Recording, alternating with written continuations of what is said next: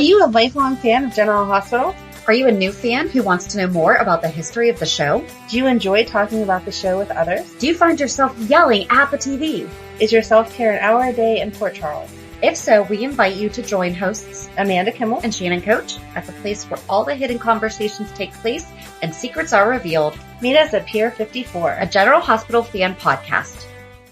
Hello! Hi! Welcome to the Port Charles 411. Today we are talking about the legendary Lesley Webber, Laura's mom. I'm so excited.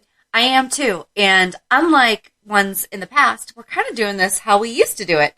We did not watch any YouTube because she's been on since 1973. Yeah. And she used to be a more substantial character than what we just recently saw. She was a way more substantial character, and that was all when we weren't around. Right. We weren't even alive at that time, which is funny because I tried to YouTube for like a second, and it instantly went to 1980, 81, and it went from her to Frank Smith, and the guy that played Frank Smith was the guy that played Henry on Punky Brewster. I know! Oh my gosh! Right?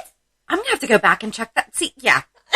So I tried to start because if you put in like the year, yeah.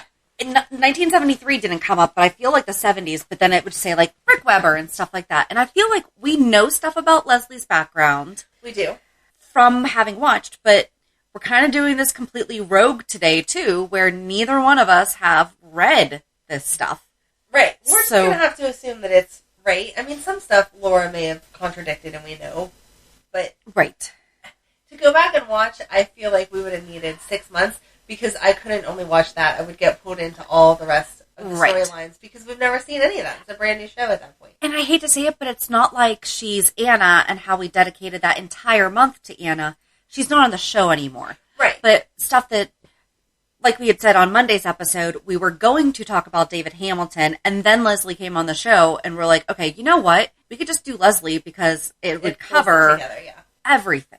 Right. So we're going to talk about Lesley, hope that it fills in some blanks. Stuff is probably going to be wrong because we know that we have in the past caught mistakes, but we're using generalhospitalfandom.com, how we have in the past. I would say it's pretty darn accurate. This is a very thorough write-up, so but if there are mistakes, tell us because I want to know. I want to know what we want to know what we're really doing. Yeah, exactly. Because it's a whole new, not a whole new character, but a whole new world for us here. Yep. So, Dr. Lesley Webber, MD, is played by Denise Alexander from 1973 through 1984 on contract, and then from 1996 to 2009 to recurring. I didn't realize it was until 2009 for recurring. And then she has returned in 2013, 17, 19, and most recently, 2021. And that's awesome that it's been the same actress the entire time. Yep. And, fun fact, she previously played Lauryn Hill in May 1965. So she had played another character. Oh my God. Which, it sounds like it was a short-lived, but remember, Chloe Lanier had been on as a young Carly. True. Before coming on as Nell. Right. So I want to do a deep dive on how many actors were on the show playing other characters before they were actually brought on as whoever it is that they are. Right. Because I'm sure that there's a lot. Some people are just so, wow. Yeah, they have to bring them back. Yeah. So actress Denise Alexander originated the role of Dr. Lesley Williams in March 1973.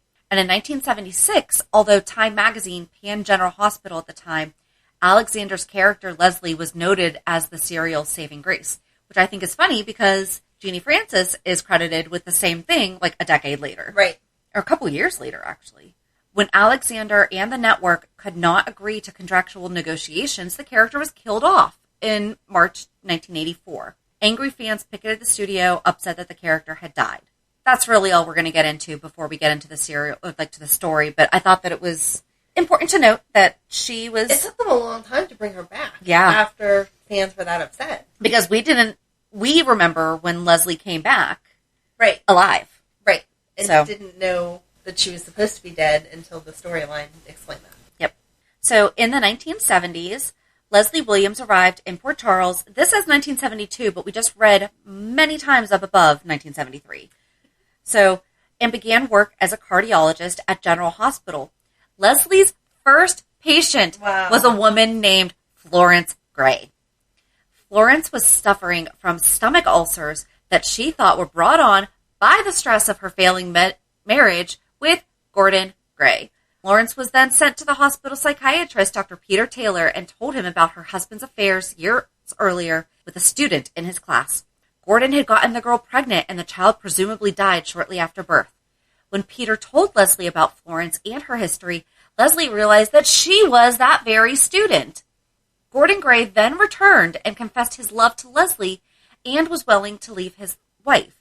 However, Lesley convinced him to stay with Florence, and they left town soon after. So that's what Cyrus is talking about when they had to pack up and move, and therefore that's why he's horrible, because he had to move at one point in his life. Could you imagine if they would have got back together, though? Oh, my gosh. And then had another kid? Oh. Oh, that would have been some good story. Get writing on the fan fiction. Right. Lesley later married millionaire Cameron Faulkner. Wow. Who's that? I don't know. And Cameron, but that was also, so Lesley is Cam's great-grandmother. Right. But that's not the Cameron that he's named after. No. He's named after his dad's dad, his grandfather. So not the same guy. Anne discovered that the daughter she thought had died at birth was in fact alive and was only living miles away from Leslie's house. Lesley researched and found her daughter Laura was living with her adopted parents, the Vinings. Lesley was desperate to see Laura, but was ordered from her husband never to make contact with her. So Lesley followed her daughter to the park one day, and they spoke for the first time. Laura went home and told her sister, Amy Vining, about the woman in the park who promised to bring her many gifts.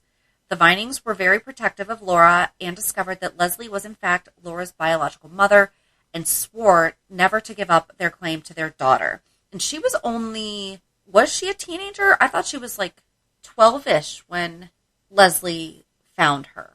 But if you look in this picture, she looks a little older. So maybe she was like 15, 16? I don't know. Okay.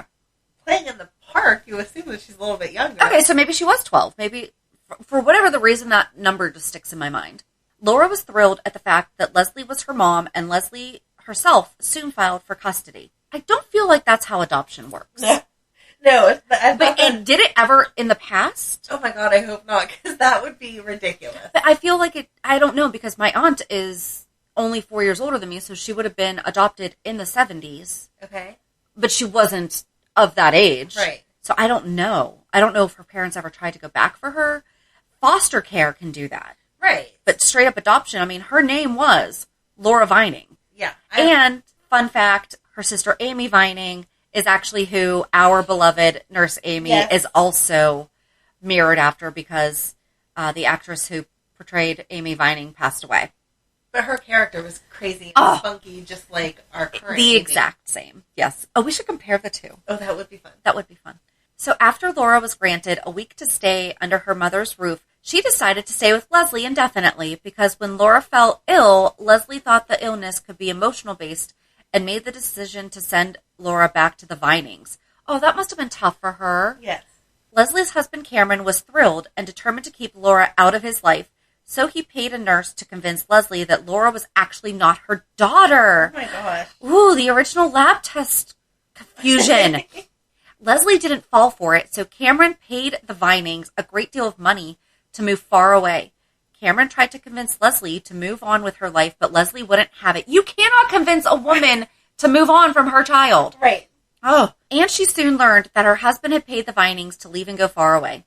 Cameron finally snapped and kidnapped Lesley. However, during a struggle, while Cameron was driving, Lesley grabbed the wheel and the car lunged off the road, killing Cameron. Oops. Oh my gosh. All right. Oops. You want to talk about how she moved on after that? Does it say like 2 days later? I feel like they accidentally kill a lot of people. I mean, how many people have you accidentally killed in your lifetime? None that I know of. And then your children went on to accidentally kill people. I feel like the judges would be a little suspicious there. Yeah. So while grieving her husband, Lesley met Dr. Rick Webber. Rick was trying to stay away from his brother. Rick was trying to stay away from his brother Jeff's wife Monica, who is our current Monica. I like the way they're trying to stay away. Like she just is tempting him too much. Well, So Rick spent much time with Lesley and comforted her after she miscarried her late husband's baby. Wasn't that not his baby? I feel like there was a conversation thought that it wound up being Rick's. Was that how that went? But this is saying that she was pregnant when she met Rick. Right. I didn't think that was... I don't know. Wrong. I could be wrong, because again... We could be smushing another character. Very true. Monica became jealous over how much time Rick spent with Lesley. You have Jeff! And confronted Lesley, warning her to stay away from Rick and that they were having an affair. Who wasn't Monica having an affair with at that point in time? Lesley wasn't sure whether to believe Monica, but she knew that she loved Rick very much. Rick also was becoming closer to Lesley and even volunteered to help her find her daughter Laura. When Rick and Lesley found Laura, Lesley was hoping for a joyful reunion, but Laura had grown into a teenager. There you go. Oh, so Jeannie Francis didn't originate the role of Laura. That's right. That's right. There you go. She'd grown into a teenager and didn't want to live with Lesley and wanted nothing to do with her. Laura believed that Lesley didn't care about her when the Vinings had taken her away. Rick then sat Laura down, convincing her that both her mothers loved her. Lesley was so grateful for Rick's effort. Rick then confessed his love for Lesley and proposed. Lesley was shocked and agreed to be his wife. Really? You were shocked? I feel like you were hanging out an awful lot to be shocked. But this goes back to why Monica and Lesley constantly are at each other's throats. And I love those scenes. These are the scenes I would like to go back and watch from back then because they're so good together now whenever they're being nasty to each other. When Rick's old college roommate David Hamilton moved into the Webber's house, Lesley didn't trust him from the start. Laura, however, was very open to David, and after rebelling against Lesley, she and her mother decided to make peace. David, however, didn't help things and would cause a rift between Lesley and her daughter again. David became obsessed with Lesley and soon made a pass at her, which Lesley rejected. Good girl. After he was rejected by Lesley, David moved on to her daughter, Laura. That's so gross. Laura and David then began a secret romantic relationship. But really, David was only using Laura to hurt Lesley and Rick. That's even worse. Mm-hmm. Yeah, because she would have been, young. Right. Very young. Young. Laura and David's relationship grew. And he was definitely an adult if his college roommate was married to her mother. Right. Laura and David's relationship grew, and Laura asked David to take her away from Port Charles. David finally told Laura that he didn't care about her, but loved her mother. Laura was angry and pushed David, causing him to fall and hit his head, accidentally killing him. Mother, like daughter. Lesley later found David's body and in an effort to protect Laura, confessed to killing David. Laura blocked the terrible night from her memory. She was sent to counseling with Peter Taylor and was able to recall killing David. Feeling guilty, Laura ran away from home, but was later tracked down and brought home by Scott Baldwin. Scotty. I hate that they shortened his name to Scott.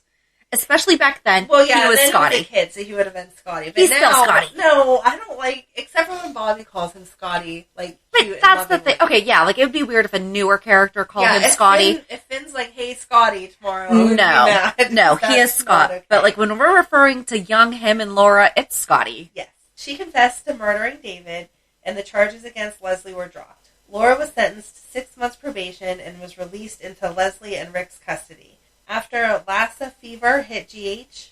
We talked about that with somebody. Okay. We did, because I remember that we looked it up. Okay. It was either Laura or, I don't know. Okay. But I remember that we looked it up. Rick and Monica slept together.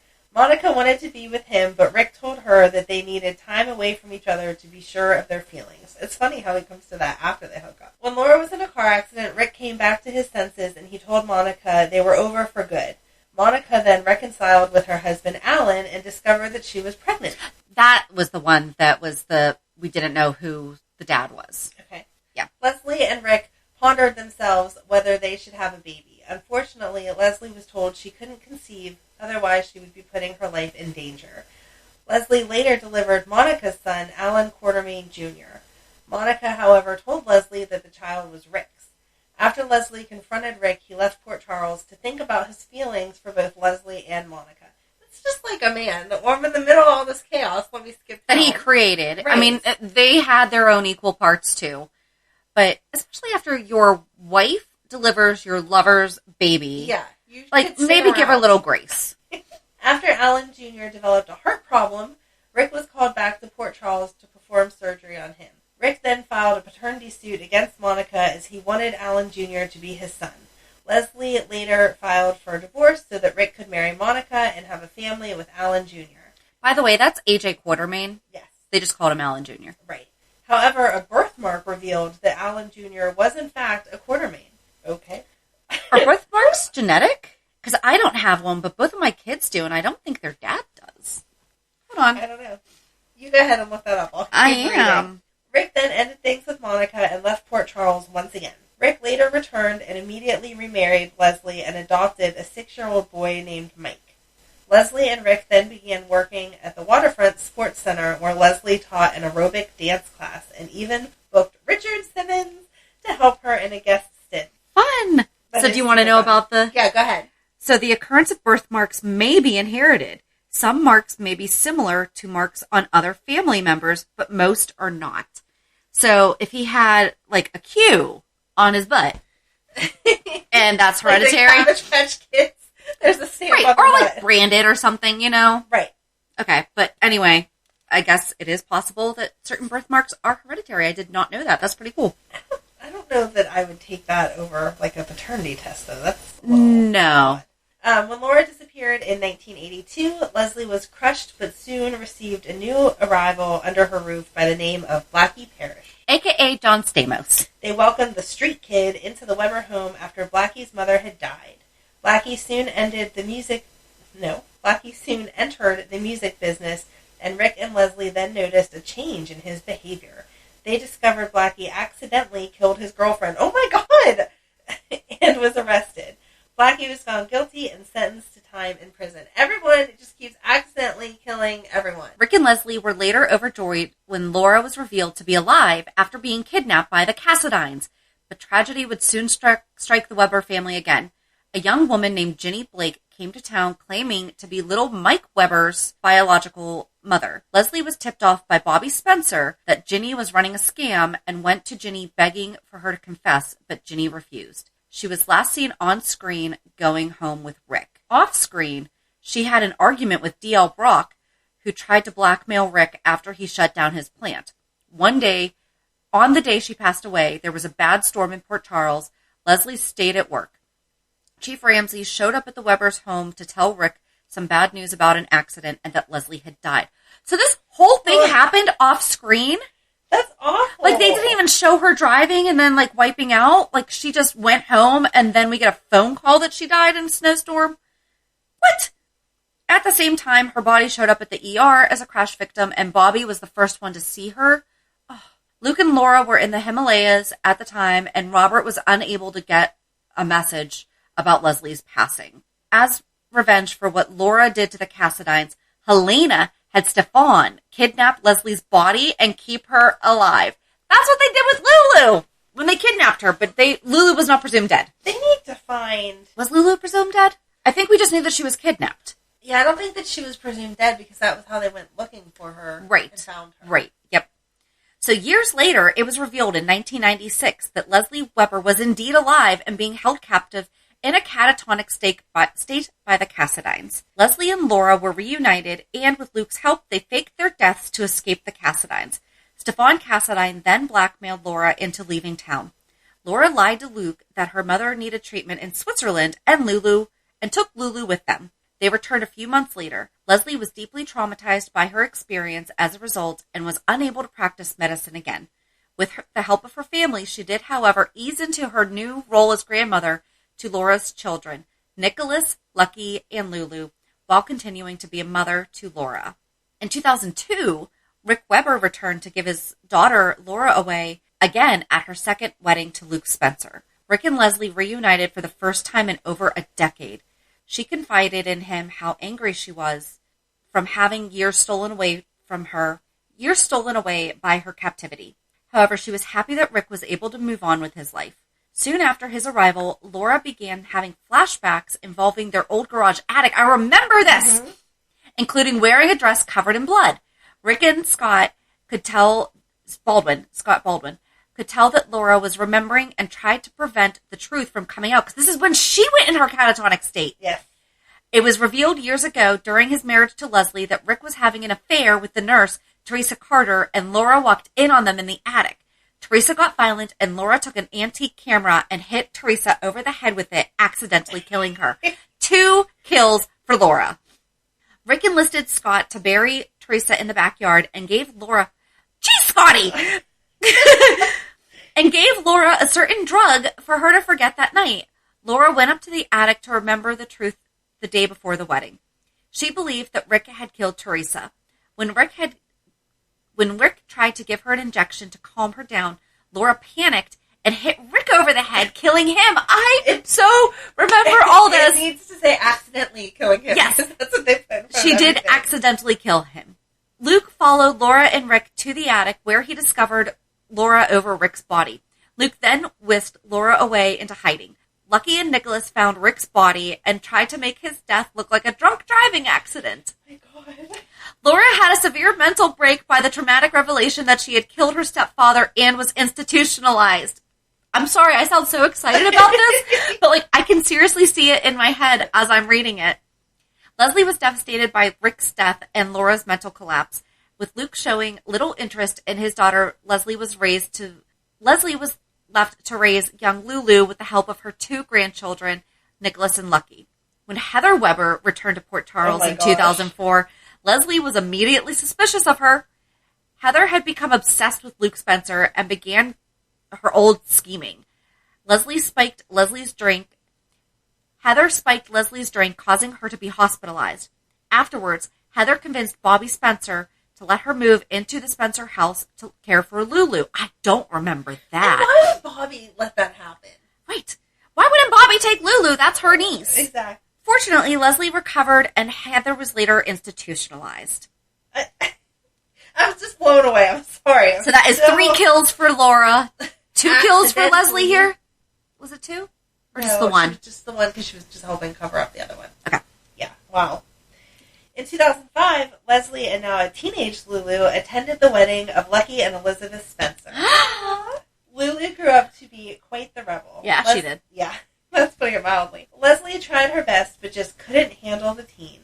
Luke would occasionally pop into Lulu's life to take her fishing and spend the occasional holiday with her, but for the most part, he remained a stranger to her. Lesley decided it was time for Luke to be a real father and sent Lulu to the Quartermain mansion where Luke was living and forced Luke to take a more active role in his daughter's life. I don't feel like that's true. That just forced Tracy to take an active role in her life. But it was what Lulu needed. Yes. So Lesley was overjoyed in 2006 when her daughter Laura made a temporary recovery from her catatonia. When Luke decided to give Laura the wedding of her dreams, Lesley was not thrilled at the idea of lying to her daughter, as Luke was already married to Tracy Porter. But it was to celebrate Luke and Laura's 25th wedding anniversary. Exactly. And it was beautiful. And was he technically even married to Tracy at that They time? were, yeah. Or was that one of the times they weren't really? I think that they were. Okay. However, in time, Lesley realized she only wanted her daughter to be happy and later decided to support Luke's decision. Lesley attended Lucky and Elizabeth's second wedding in March 2007. They got married that close together?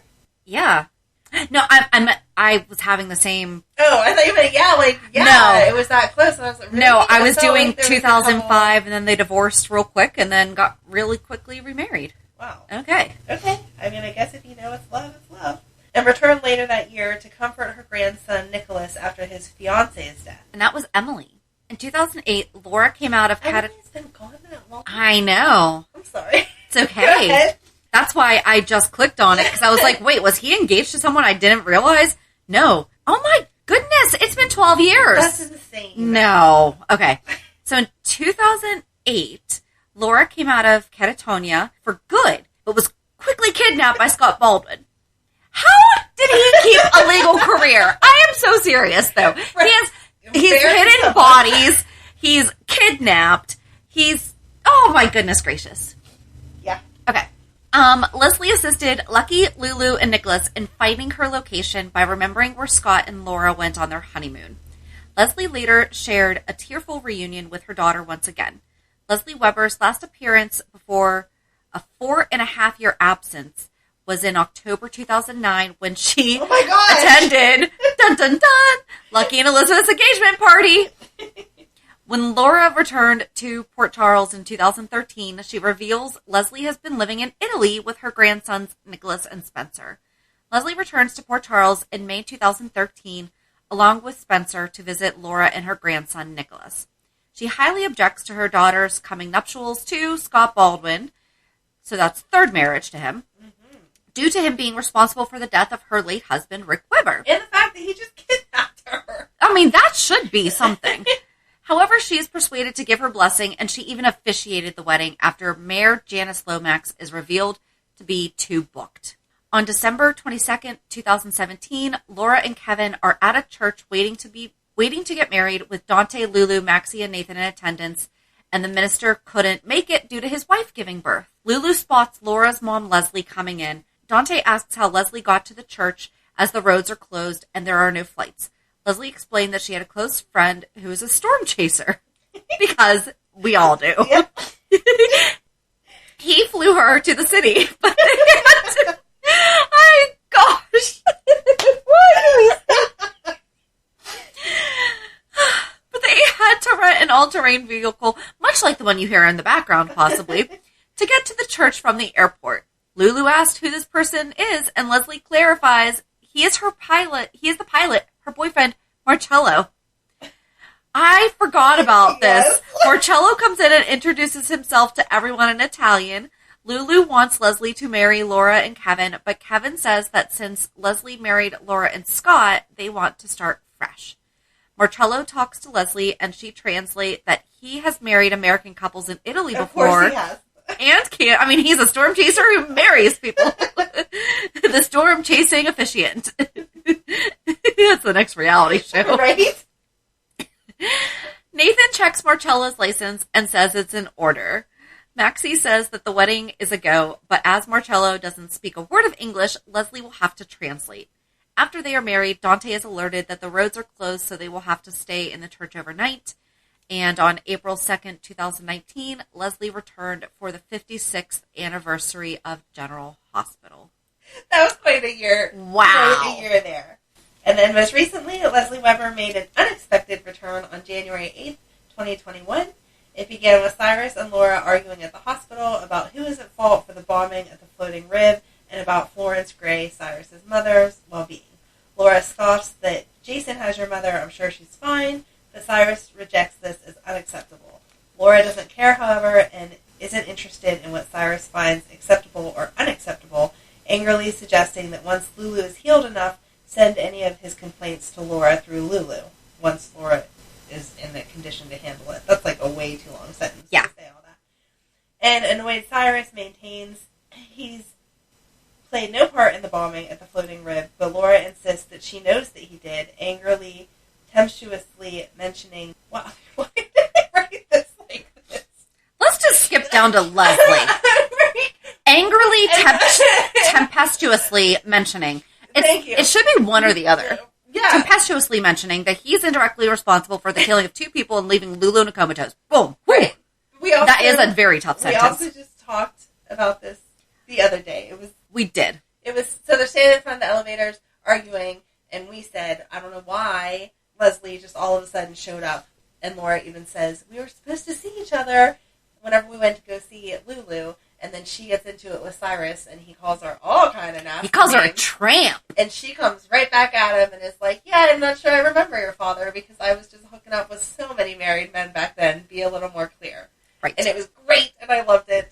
It was so good. She was spunky. She was sassy. And she was no nonsense. She was like, Right. You I don't... may be an older lady, but I do not have to put up with your crap. I'm going to put you in your place. And apparently she did not sleep with many a married man. Well, that's good. I would hope that she was just... But she still said it. Just to be... She did, just to be a jerk, because he was being a jerk. I loved it. Yes. I really enjoyed this. I enjoyed it, but some of these years are a little crazy. Like, the whole wedding. I feel like we need to watch this, though. Like, we need to, at some point, be able to watch her in the 70s. No, because our list of who we're going to have to talk about next is going to grow 10 times over. Much. listen, this podcast has no end date, and we have 58 years of stuff to get through. So Okay. we just need some sponsors, and if you would like to contribute on Patreon to us doing all the research and delivering this information to you, that would be awesome. There you go. Little plug, but in all seriousness, that would be so cool if that was like our full-time jobs. Yes. I would probably still stay in real estate though, because I really enjoy it. But There you go. it would be so much fun. And then, so all it says under her crimes committed is had an extramarital affair with her medical professor, Gordon Gray. Is that a crime? It's not a crime. While he was married, which produced their child, Laura Webber. Health vitals. She was raped by Cameron Faulkner. That was her husband. I'm not saying that husbands cannot rape wives, but they didn't say that. So that's horrible. That is horrible. And I feel like they should have said that. But it kind of made sense with his personality whenever she said he refused this, he refused that. Right, but I feel like that would have been pertinent during all that, like, and that's why she left, or... Maybe that was part of the whole baby storyline. Like, he wanted a baby, so he raped her. And it didn't work out. That's not how that... No. I mean, it's not how it should go. I know. But I just wonder if that's how she ended up pregnant then. Oh, I don't like any of that. Nope. She was injured in a car accident, presumed to be dead. I can't believe that was off screen. And I know. And held captive. Well, so was Luke's avalanche. That was on screen. Mm-hmm. But he was presumed dead then, too. Yes. Held captive by the Cassadines in a catatonic state. Same time. Right. So we hope that you enjoyed learning a little bit more about Lesley Webber. And if last week or this month was the first time that you've ever seen her, welcome. Yes. She's awesome. I love how spunky she is and that they never made her lose that. Every time that I've seen her, and no matter what her age is, she still can just, like, give it. Yep. Love it. And you're absolutely right, because the one thing that stands in my mind is when Gail passed away and they did the anniversary episode with the scavenger hunt, and she and Monica are in the lockers. Like, they were in the locker room, like, arguing about Rick. Right. Because I always think of Elizabeth's grandma, and as she's aged, they've made her like the grandma. Right. Like, and she used to have spunk too, but they never showed that as she got older. Right. It was, all she does is watch the kids. That's the grandma. So I'm glad that Lesley is like, no. I may be the grandma, but I can still take you on. Yeah. Love it. So join us on Monday as we talk about this week's episodes. Have a good weekend. And we'll meet you at the pier. Bye. Bye. If you enjoyed today's show, we invite you to go to pier54podcast.com to subscribe on your favorite platform. Don't forget to leave us a review. And you can also follow us on many social media channels. Just search for Pier 54 Podcast. Also, we are not perfect, so if there is something that we missed or messed up, just let us know by emailing us at pier54podcast@gmail.com.